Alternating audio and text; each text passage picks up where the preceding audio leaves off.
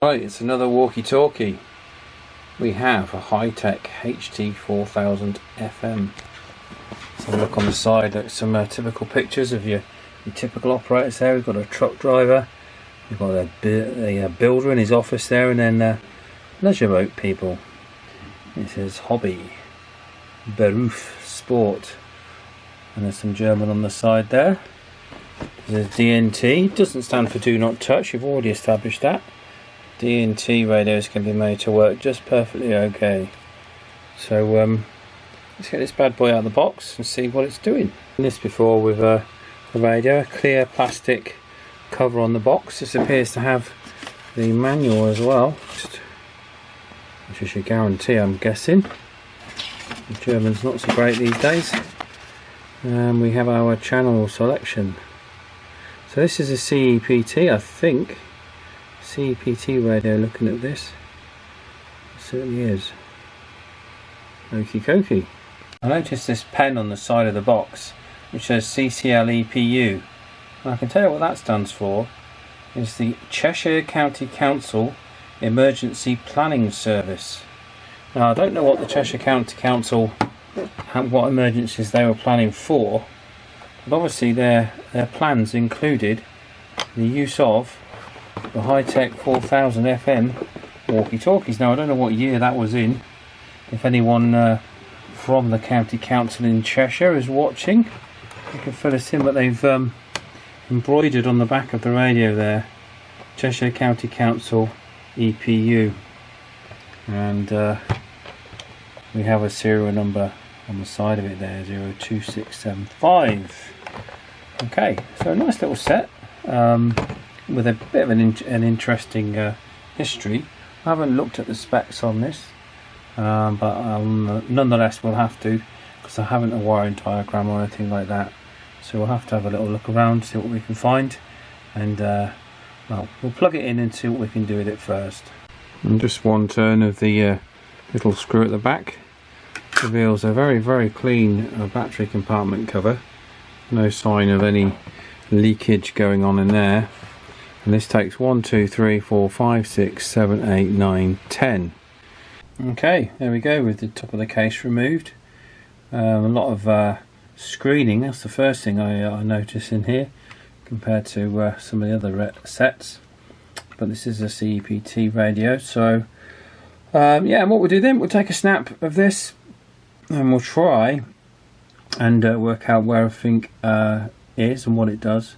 I do have a schematic for this, which I got from Radio Museum, so we'll have a look at that and then we'll come back with some little sticky labels. And the print off. One thing to note, you can use 10 AA batteries with this, that's absolutely fine. You can use 10 rechargeables as well, obviously. We've got your frequency adjust there. We've got, underneath this tin, you've got the two transmit adjusters there, and then there's two more underneath that tin. You've got a low power adjustment there, you've got a deviation potentiometer there, your FM detector is there, and you've got your receive there, and receive there, so 3 in receive, your squelch adjustment and your S meter adjustment just there. There's a loading coil for the antenna there, so when you're doing any tuning on this, disconnect the antenna and connect your power meter to the little pin that's sticking up there, which is your test point. Now according to the documentation that come with the radio, these radios are supposed to be good for only 1 watt. If you look at this leaflet that came with the radio here, it says here that the output power of the ERP is 1 watt on high and 0.1 on low, 40 channel radio, and then it says there that the 10 accumulators, which are batteries, up to a maximum of 15 volts, so you can put your 10 batteries in there. I think these are known to do a bit more than 1 watt though, so whether this was you know, the ones that are out there in the wild have just been, you know, tuned up to do more, I don't know, but it's looking like here officially, according to this very official looking, look at that German documentation, they were supposed to only be 1 watt low power. So anyway, let's go through this. First of all, we'll get the test equipment set up, see what it's doing, and then we'll take some measurements before and after, but it's fairly limited. This is in really good condition. It's fairly limited though. There's no external antenna socket. There's no external audio socket either. So it's a little bit limited in what you can do with it in the real world, because you can't run it on an external supply either. The connector in the side of the radio there is the other side of the radio, sorry. The connector in the side of the radio there is just for charge only, so that's only when you've got NiCad batteries in it, or nickel metal hydride as they probably would be these days. So yeah, you've got your channel 9 and your high-low power switch. So let's get it hooked up and see what it's doing. To unhook the battery cover, it was just easy to do it like this. We've got a little nick in the negative lead there, so I've taken that off. I'm going to put a sleeve over the insulation there, and I've took this can off and peeled this one back just so I can expose the transmit line up. So we should be in a position now to power it on and get it on channel 20. Now I have to remember that we're on CEPT channels, so I'll have to rejig some of the test equipment here to suit. Okay, for the moment of truth, there we go, channel 14. Got volume, so we've got some squelch action going on here. Turn it down. I'm not picking anything up there at all. On receive. Nothing on the meter there either. So I wonder if we're getting any transmit. Yeah, we're getting transmit. It's doing quite a healthy over 3 watts. And you saw earlier on in the video that it's a 1 watt set, so this would suggest to me this has been apart. It also has a call button on this as well. Let's just see if the TX light is coming in. TX light is coming in, but we're getting no receive. Now that little pop on the speaker would indicate to me that we've got the audio IC is working, and there is a relay inside here which you can hear clicking, and it may be something to do with that. It could of course be a faulty speaker, but we need to investigate before we do anything. So we can say straight off the bat it's doing that. Let's see what frequency it's doing. You can see it's slightly off frequency, but we're getting the call tone. So the call tone's working okay. Let's just check on the meter. 27.204 to 8 should be 27.205, so that's not far off. But I think what's more of an issue is definitely the lack of receive, or lack of noise from the speaker. But it's looking, I think the fact we're getting that squelch tail from there. We've got the Randy monitoring as well at the minute, which is why you could hear the tone. So yeah, something going on there. Let's see if we can get to the bottom of it. So we get up close to the meter. We switch the SIGGEN on and off. As we bring the signal in, you can see we're getting a movement on the meter there, but we're getting nothing coming out of the speaker, so we're getting no audio at all from the speaker. So I need to have a look at the schematic diagram and trace it backwards from there and see if we can suss out what's going on here. So it looks like we are receiving, but we're just getting nothing passed through to the audio side. According to the diagram, this little separate board here is the microphone input and speech processing board, which is this one that's in the bottom of the case. And what we want to look at is these connections here on the back of the audio IC. So what I think I'll do is we'll find out where that is. We'll run a wire to pin 6 and then we'll pop it on the scope. Right, so if we go for pin 7, that's 1, 2, 3, 4, 5, 6, 7. We should have the supply voltage according to the circuit diagram, which we do, but we're getting absolutely nothing through to the speaker. Now we know it does go through that relay contact, so I'm still going to probe it up and see. But anyway, the first thing to do is to check that we have got power on to the chip. But if I just touch around the other side of the relay coil, is it just down there? You can see it behind there. I would expect if there was a problem with that contact, we would probably be able to bridge that somehow a little bit and get at least a crackle out of the speaker. So I think we're looking at a new audio IC on this, guys. I think that's what we're looking at. It doesn't look like there's a signal coming into it, but that could just be because if the IC is faulty, that it's syncing that signal down to ground. One way to check that would be to remove the chip and then test it. I will test it on the volume control though, because the signal comes in through that volume control and then into the IC. So let's just check it that side of the volume control. So, lack of any audio output, I'm starting to think that we've got a double problem here. I think that the actual audio amplifier is dead, and I have a feeling that the mixer is as well, the subsystem chip. That's probably a deal breaker, whether we can get one of those. I shall just check the output. The output comes out on pin 16, and if we're not getting anything there, pin 16 goes straight into the input of the audio amp. And if we're not getting anything there, my suspicion is that. And it's I don't know, has it been overvolted at some point? Possibly. That would certainly explain the two chips not functioning. But it's you know, it's definitely 100% is okay for 15 volts. It even says it on the schematic there. Battery voltage 12 to 15.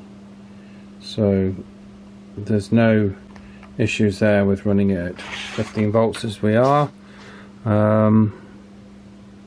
Yeah, I think this is probably the reason why it was sold cheapish. I think it was anyway, but it certainly is in very good cosmetic condition. But I think when you get to points where we're looking at replacing that and the audio IC, it's debatable whether it's worth doing. Yeah, I've just took it out of circuit and done some rudimentary tests across the pins and across the supply input. We've got about a 4 meg resistance. Right, well, it's the next day now, and I didn't expect to be working on this today, but I shall be. Now, I'm not sponsored by this company, but I need to say a big thanks to Cricklewood Electronics. That what I did was I found an alternative chip. These particular format of chips, there's a number of different ones you can use that are all roughly the same, and I found an alternative to the one in the radio that will work absolutely fine. And I asked them if they would kindly send them out before these mail strikes, and lo and behold, I ordered them I think about 3 yesterday, and all the bits I ordered turned up today. So big thank you to Cricklewood Electronics. I'll leave a link to their website in the description, and if you need any parts or components or kits and bits, I can really recommend those guys. So big thank you to them. Right, so let's get this audio IC in this walkie-talkie and see if that's fixed the problem. The chip I'm using here is an AN7112E. My only concern is, like I say, is that these are rated at 14, as was the one that I removed at 14 volts, and this is running the chip at 15, which is why it may well have blown in the first place. But these aren't mega expensive, so I'm going to pop this one in, and if it works then it should be hopefully okay. I mean, we could pop a couple of diodes in series in line with the supply to it, but that would involve a bit of hacking around, and I think we'll just try it. For the cost of these chips, we'll just try it and see. Right, here's me in the edit suite. Yeah, I replaced the chip, and I still wasn't getting anything, and then it slowly started to dawn on me. And the audio chip, I think, was Duff, but then I started to suspect the subsystem chip. So back to me in the shack a few days ago. Right, it's been a few days, well, 3 or 4 days over the weekend, and the only thing we've really got left to try on this before it starts to get, I mean, this was a £5 replacement chip, but any more and it's starting to get a little bit whether it's worth doing type affair, because I've spent a fair bit of time on this, and the radio itself isn't probably worth it. So we've got one last stab to change the ULN3859A chip, which we'll do now, and if we don't get any crackling from the speaker, then well, then I'm afraid it's curtains. Right, the chip is out. Let's pop the new one in. Fingers crossed. That's one of the little things I knocked up. A little homemade amplified speaker, very, very useful for tracing faults. What we can do with this is, if we can look at the chip there, and we can see the audio output pops out on pin 10. So we can actually check and see if we're getting it on pin 10. And we've just got white noise at the moment, and here is pin 10. And you can hear we're getting that on the speaker. So we know that this chip is okay, because if we pop the tone on the SIGGEN, we put the tone on as well, we can hear the tone. There you go, I think you heard it there, didn't you? Only ever so slight. Right, we are getting our signal up at here at the pot as well. And you can see we've got our audio signal there. So looking at the wiring diagram, there's nothing else stopping it apart from R24 there, a 22k resistor. And because we're not getting it, I don't think, on pin 2. I could be wrong. Let's spin it over and check. No, we're not getting that input on pin 2. So we need to find out where that resistor is. So if we replaced the 22k resistor, we see on the one side we've got our signal, that's the input to the sound card, and on the other side we've got nothing. So something on that side of it is pulling that signal down. Okay, it's going to be reduced by 22k, but something is pulling it down, so I'm going to change the capacitors around that sound chip. Well, Tracebox saved the day. I literally only designed that a few days ago and made it. Basically it's an LM386 audio amplifier, very sensitive, highly sensitive amplifier with a capacitive probe tip, which is great for tracing faults and audio faults. I do have that other one that you may have seen on the channel, which is even more sensitive, which I use for tracing bad coils and things like that, and this is absolutely amazing. I mean, this can detect like the even interference across the room, you know, if you've got something breaking down. So yeah, that's a fantastic bit of kit as well, but it was overkill for this. But just a simple look. And back over to me in the edit suite. Right, I thought I would cut this video down to 2 halves. If you want to see the rest of this video, I'll pop this on tomorrow evening, so check up on the channel roughly at the same time, about 6:30, to see if I actually managed to fix this pesky DNT radio.